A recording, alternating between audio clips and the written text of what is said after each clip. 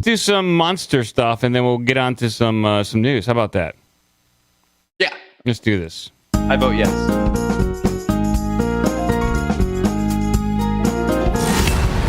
Monster May. All right, it is Monster May. Every week I'll be covering a different cryptozoological creature or being or story. And this week I have leprechauns. I have a little something on leprechaun. A leprechaun. Oh, yes, leprechauns. And I've been reading a little bit. I've actually found a pretty fascinating story about leprechauns. But they're just Irish, dude. They're like the same as us. That's what you might think. And we're going somewhere with this. Yeah, I'm just going to read down some of the things that I found. So there's a book that I've been reading. It is called Caverns, Cauldrons, and Concealed Creatures, a study of subterranean mysteries in history.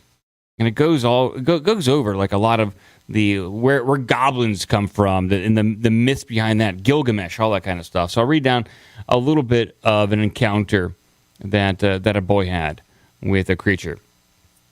And this is about a boy. He's from Idaho, Timothy H. But he is partially of Scottish descent. As a child, he went to visit his grandfather in Scotland, where he had the most unusual of encounters, which would seem to indicate that there may be two or more factions of such beings, or perhaps numerous nations, some malevolent, some more or less friendly, apparently, as the mood hits them or as it suits their purposes. We're talking about competing factions of creatures.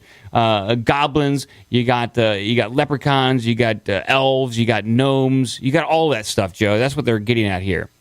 So while riding his tricycle along a pathway, he took a hard tumble, and he thinks to this day that he probably broke his arm. After he sat there alone for a while, crying for a few minutes, a little person, no more than 2.5 feet tall, appeared out of nowhere to assist him. Was it Danny DeVito? I don't believe it was Danny DeVito. No. There's no indication that it was Danny DeVito. I think this is in the early 1900s. Oh, yeah. But no indication it was Danny DeVito. Somehow he attended to Tim, and Tim asked... he fell down in the well. Yeah, well... and somehow tended to Tim. Come save him. Sorry, that's a Lassie joke. I don't even know if people would get that. A little Timmy in the well. Yeah. That is a Lassie joke. Good on you for doing that. Let me give you a little ring on that. That's a tough one. Old school. Somehow, this 2.5-foot creature tended to Tim and healed his injuries almost instantly. Tim says he asked the little man who he was, and the reply was that he was a gnome. The boy observed that he was a leprechaun, and then the little man corrected him patiently, saying that no, he was a gnome. He's like, nah, kid, I ain't no leprechaun. I ain't no dirty leprechaun. Those guys are a-holes. I am a gnome. A leprechaun. Get it straight, loser. So about this time, Tim's parents, who had been looking for him, came near to the scene, and the little man scurried away into the underbrush. The parents didn't believe their son's story, but his old Scottish grandfather did, and he told Tim that the only people of Gaelic descent, and most often children, see these subterraneans. And there's just a little story from this book, and it's a very fascinating book from encountering a gnome, but the kid thought it was a leprechaun. And I do have another story about leprechauns, and I'll bring this up on the big board. This is actually about capturing a leprechaun. All right. Comes from. I hope you're going to get to a story about a leprechaun with leprosy. That would be so fun. Well, a leprechaun story about a leprechaun with leprosy. That's okay. Yeah. We'll see what we can do. I can't promise anything along those lines, Joe. That's very specific. It's a leprechaun leper colony. Yeah, you might have to write some fan fiction, some cryptozoological fan fiction around that. Okay. Jesus. So this is this comes from strangehistory.net. And I'm just going to read this verbatim. This is a pretty interesting article. There are several reports from the early 20th century Ireland of crowds of boys chasing leprechauns. This is the best attested of what we might call a leprechaun riots or leprechaun riots. Belief in fairies, the good people. Hey, Mr. Mustache is going crazy over here. Sorry. Belief in fairies, the good people, is still prevalent in many of the county districts in Ireland. During the past few days, the superstition has been revived in North Wales, Meath, owing to certain mysterious occurrences in the Kildare district. It seems that the strange creatures have been observed recently in that neighborhood. Several persons claim to have seen it and describe it as a man of dwarfish proportions, clad in red, with a small peaked cap. And I didn't know where that was going. A small peaked cap.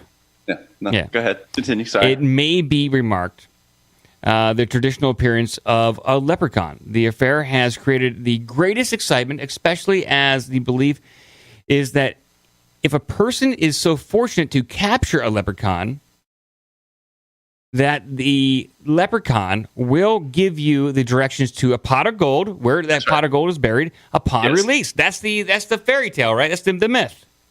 No, leprechauns these days would just go to Silicon Valley and create an app. That could, yeah. Could be a crackhead. Could be a crackhead. I want to go. Out Give in me San the Francisco. gold. There's an app. Hey, there's gold over there at that rainbow, you piece of shit. It's weird. It's on crack. Yeah, I guess that is the gold over the rainbow nowadays, is getting that mobile game, that mobile app. That is true. But a little further down the article, there is a report of a leprechaun being caught. An actual captured leprechaun, and there is a news clipping to prove that this story is legitimate. Put it on screen? Yeah, I'll put this on screen. Good. It is on screen. So, a leprechaun being caught. That's what it says. Leprechaun caught. A message from Mullingar company states that great sensation has been caused in that town by the report that the leprechaun, which several children stated they had seen in Kildare, near Devon, during the past few months, has been captured. 2 policemen found a creature of dwarfish proportions in the woods near the town and brought the little man to Mullingar workhouse, where he is now an inmate. He eats greedily, but all attempts to interview him have failed. His only replies have been a peculiar sound between a growl and a squeak. The inmates regard him with mixed interest and awe. So they found a leprechaun, according to this news article, and they immediately imprison him in a workhouse. Immediately, pretty much enslave him. Like a workhouse, they put you in... That little bitch to work. Put him to work. Yeah, this little... He's now an inmate, fighting for his rights. Kill Whitey! Kill Whitey! Yeah. He'd be pissed. Get in there and kill Whitey. They try to interview this leprechaun to say, hey, man, where's your gold, dude? We'll let you go if you got some gold. So, this goes on to say, this seems like a beginning of an important era of research. It seems as if the world of experiments has at last touched the world of reality.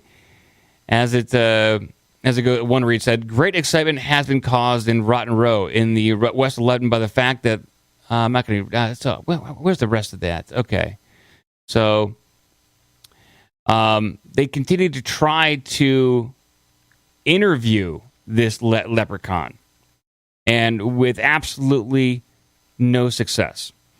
So the Westmeath leprechaun has not evidently been captured. It is quite possible that the little man with the red cape that popped up at any moment noticed in the neighborhood was in fact just a regular dwarf and not necessarily a leprechaun.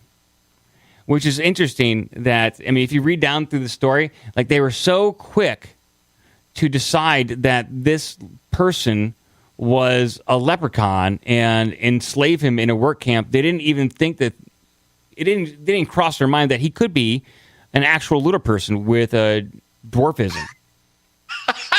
Didn't even cross their minds.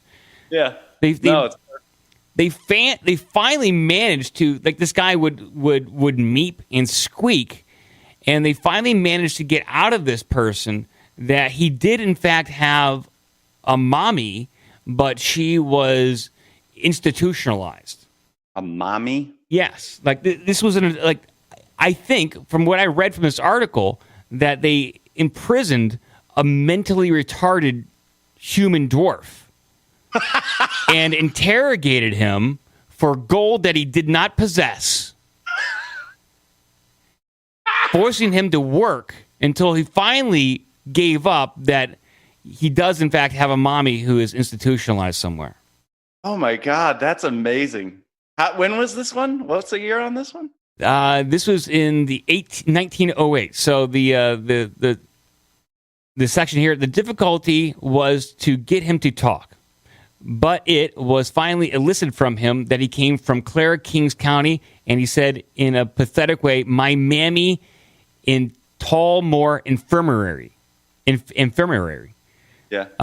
The officials who had not heard him speak so much since his admission to the workhouse were quite surprised then.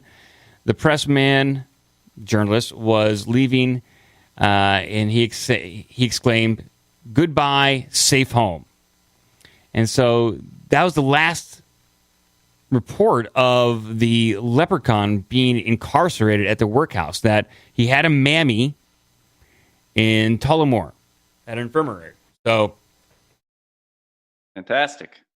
There they go. There is a tale of capturing a leprechaun and finding out it was just a regular human, probably most likely a regular human with dwarfism and possibly mentally handicapped at that. He's triple threat. Who just liked to eat a lot. A leprechaun. Because at the beginning they said, when they first captured this guy, they said, "Oh yeah, we got a leprechaun. Man, this guy, he eats greedily. This guy loves to eat. He's probably out there in the woods harassing children for food and candy." That's what I do. Yeah. That's a Saturday.